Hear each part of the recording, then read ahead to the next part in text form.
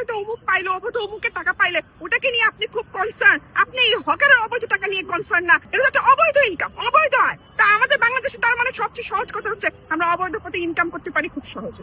তারা কৃষি কাজ করবে, গ্রামে কৃষক পাওয়া যাচ্ছে না। আমি আসলে ঢাকার মানুষ, আমি আমার ঢাকাকে সুন্দর দেখতে চাই। আমি চাই যে আমি ঢাকায় একটু শান্তিতে হাঁটবো। সত্যি কথা বলতে যে আপনি যদি এখন একটা মার্কেটে যান, মার্কেটে আপনি শান্তিতে হাঁটতে পারবেন না। মানে মার্কেটেরও যে ফুটপাথটা থাকে, আপনি গাউসিয়া মার্কেট, চাঁদনী চক থেকে গাউসিয়া যাওয়ার এই রাস্তাটাকে নিয়ে একটু ভাবেন না, এই ফুটপাথটা হাঁটার মতো যোগ্য না। তার মধ্যে আবার এই জায়গায় প্রচুর ইফটিজিংও হয়। মানে মেয়েরা শান্তিতে হাঁটতে পারে না, মানে মেয়েদের মার্কেট কিন্তু মেয়েরা শান্তিতে হাঁটতে পারে না। আপনি যেখানেই যাবেন। আর মূলত আমার এই খেপার কারণে যে আমি এখানে এসে খেপলাম, এখানে এসে দাঁড়ালাম, আমি একটা মানে বাসা থেকে বাচ্চা থেকে ঘুম পাড়ায় একটা ব্যানার প্রিন্ট করাই নিয়ে এখানে এসে চলে আসলাম। এটার কারণ একটাই যে আমার অ্যাকচুয়ালি আর সহ্য হচ্ছে না। আর আমি গতকালকে ফেসবুকে পোস্ট দিয়েছিলাম, আমি ভেবেছিলাম হয়তো দু একজন আসবে, কিন্তু কেউই আসে নাই। কারণ সবাই মবকে ভয় পায়, ভাবে যে দাঁড়াবো যদি আমাকে ব্যথা দেয় বা আমাকে হার্ট করে। আমি তো মবের ভয়টাকে বাসায় রেখে তারপর এখানে আসছি। আসলে এই হকার যারা বসে, যে এটা তো আপনারা যারা ঢাকায় ছিলেন ছোট থেকে দেখেছেন যে হকাররা আসলে বসে। না না না না, এটা একটা ভুল কথা। আমরা ছোটবেলায় আমাদের বাসা থেকে ধানমন্ডিতে 5 টাকা ভাড়া ছিল, আমরা কোনো জায়গাতে কোনো হকার দেখি নাই। নিউ মার্কেটের বাইরেও যে এখন দেখেন আপনারা কত কত দোকান বসছে, নিউ মার্কেটের ভেতরে আমরা দোকানে শপিং করতে গেছি, কিন্তু ওই নিচে যে বাইরে যে মাচাং দিয়ে বসে, নিউ মার্কেটের ভেতরে যে বাইরে মাচাং দিয়ে বসে, ওই আপনার হচ্ছে ইসের কি বলে গয়নার দোকানের এই পাশে ওই পাশে যেগুলো বসে, এগুলো তো দেখি নাই, এগুলো কখনো দেখিনি আমরা। বিগত সময়গুলোর তুলনায় কি হকারের পরিমাণ বেশি? অতিরিক্ত মাত্রায় বেড়েছে।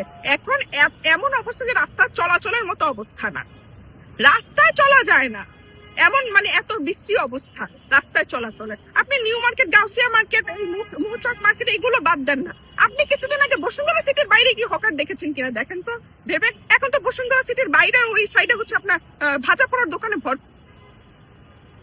সবকিছু মিলিয়ে আসলে কি চাচ্ছেন আপনি? বা আমি চাচ্ছি যে যেভাবে বেবি ট্যাক্সিকে ঢাকা শহর থেকে ব্যান করা হয়েছিল, সরকার এখন অতটুকু শক্তি সঞ্চয় করুক, ঠিক সেম সিস্টেমে হকারকেও ব্যান করুক। অনেকেই বলছে যে এখানে প্রায় কয়েক লক্ষ হকার যারা বসে, তাদের যদি এখান থেকে উচ্ছেদ করা হয় তাহলে তারা কৃষি কাজ করবে, গ্রামে কৃষক পাওয়া যাচ্ছে না। আমাদের দেশ 20 কোটি মানুষের দেশ, 20 কোটি মানুষের দেশে কৃষক সুনামগঞ্জে কান্না করে। কারণ কি, সে লেবারের অভাবে ধান কাটতে পারেনি, তার সমস্ত ধান বৃষ্টিতে, ভারী বৃষ্টিতে তলিয়ে গেছে। এটাকে মেনে নেওয়া যায়? আপনি কি মনে করেন এটা মেনে নেওয়া যায়? এটা তো সহজ। এটা আপনারা কিভাবে মেনে নেন? আমাদের লেবার, আমরা তো মূলত হচ্ছে আমাদের জনসংখ্যা বেশি, আমাদের এখন এতটা জনসংখ্যাতে আমরা যান্ত্রিকায়ন করতে পারি নাই তো আমাদের কৃষিকে। তো আমাদের জনসংখ্যাটাকে প্রপারলি ইউটিলাইজ করতে হবে। যে ব্যক্তিটা সহজেই যে একটা অটো রিক্সায় চাপ দিলেই 50 টাকা 100 টাকা ঢাকায় কামিয়ে ফেলে, সে কি যাবে ওই মাঠে কাজ করতে? তার মানে কি কৃষিকাজ ছেড়ে সবাই এখন ঢাকায় যদি অটো রিক্সা চালাতে চলে আসে, তাহলে খাবেন কি আপনারা? এখন 60 টাকা কেজি চাল খাচ্ছি, টিসিবির লাইনেও চাল পাওয়া যায় না, আর কয়েকদিন পরে 120 টাকা 150 টাকা কেজি ভাতের চাল খাবো। এটা কি মানা যায় বলেন? আমরা তো কৃষি প্রধান দেশ, আমরা কেন আমদানি নির্ভর হব? আমাদের কৃষি কেন আমদানি নির্ভর হচ্ছে? তার কারণ একটাই, আমাদের তো লেবার নাই। আমাদের ধানের ক্ষেতগুলা ড্রাগনের বাগান হয়ে যাচ্ছে, চাল উৎপাদন করতে চায় না মানুষ। কেন চায় না? কারণ কৃষক তো নাই। কে ওই বীজ লাগাবে, কে সার দিবে, কে পানি দিবে, কে নিড়ানি করবে? লোক নাই তো। আমার লেবারকে প্রপারলি ম্যানেজ করতে হবে। আমার হকারকে একদম কৃষিকাজ ধরে তুই বাড়ি যা এরকম না তো, তাকে উৎসাহ দিতে হবে, তাকে উৎসাহ দিতে হবে যেন তুমি উৎসাহিত হও তুমি কৃষিকাজ করতে। তুমি এখানে ঢাকায় এসে পড়ে থেকে 2 দিন পর পর তোমাকে লাঠি দিয়ে বাইরে বাইরে মানুষ উঠায় দেয়, সেই কষ্ট না করে তুমি নিজের খাও, নিজের পড়ো, বউ বাচ্চার সন্তান নিয়ে গ্রামে থাকো। ফ্যামিলি গ্রামে পড়ে আছে, সেই সেখানে হকারি করে, কি দরকার?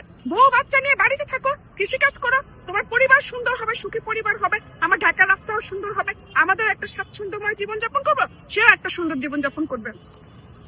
আমরা একবার শুনেছিলাম যে বাংলাদেশের এক মন্ত্রী তিনি বলছিলেন যে হকারদের ইনকাম অনেক সময় লাখ টাকার কাছাকাছি হয়ে যায়, তাহলে এক্ষেত্রে তারা লাখ টাকা ইনকাম স্যার তারা কেন গ্রামে যায় কৃষিকাজ করবে? সেটা তো আপনাকে বুঝতে হবে। এই লাখ টাকা ইনকাম তো অবৈধ, আপনি কি ট্যাক্স দিচ্ছেন নাকি? এটা তো অবৈধ ইনকাম, এটা তো অবৈধ আয়। এই অবৈধ আয়কে তো আপনি আমাদের চাইলেও আমরা ট্যাক্সের উদ্যোগে নিয়ে আসতে পারতেছেন না।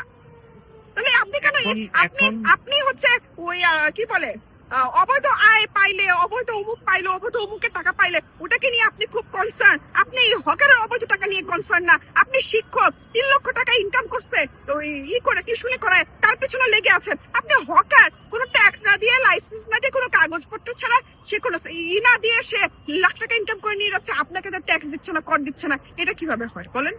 এটা তো একটা অবৈধ ইনকাম, অবৈধ আয়। তা আমাদের বাংলাদেশে তার মানে সবচেয়ে সহজ কথা হচ্ছে আমরা অবৈধ পথে ইনকাম করতে পারি খুব সহজে।